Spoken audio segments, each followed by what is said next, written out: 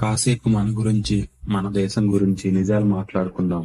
భారతదేశం కర్మభూమి, కానీ మనకి కామన్ సెన్స్ ఉండదు. మనది వేద భూమి, ఆ వేదాలు ఎక్కడున్నాయో తెలియదు. ఇది పుణ్యభూమి, మనం చేయని పాపం లేదు. మన తల్లి భరతమాత, కానీ గంటకో రేపు చేస్తుంటాం. సువిశాల భారత ఖండం, పాపులేషన్ తో టికటలాడుతుంటాం. గంగా, యమున, గోదావరి, ఆ నీళ్ళ కోసమే కొట్టుకు చేస్తుంటాం. ఎన్నో పుణ్యక్షేత్రాలు, ఆ గొల్ల బయట చెప్పులను దొంగలిస్తుంటాం. మహా కౌలు పుట్టిన దేశం అయినా 65% నిరక్షరాస్యత.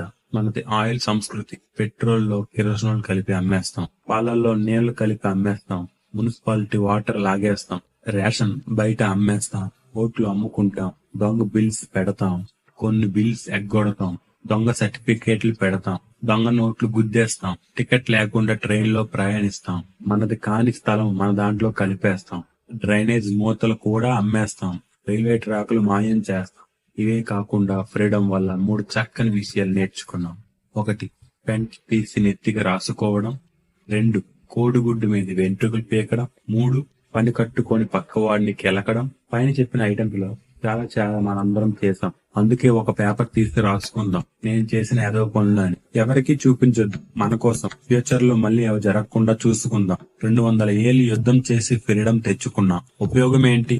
మనం మారకపోతే ఏ నాయకుడు మనల్ని మార్చలేడు. నీతో పాటు నీ పిల్లలు కూడా కరెంటు దొంగతనం నేర్చుకుంటారు. ఇప్పటికీ ఎక్కడో ఒక చోట జవాన్లు అమరులు అవుతూనే ఉన్నారు.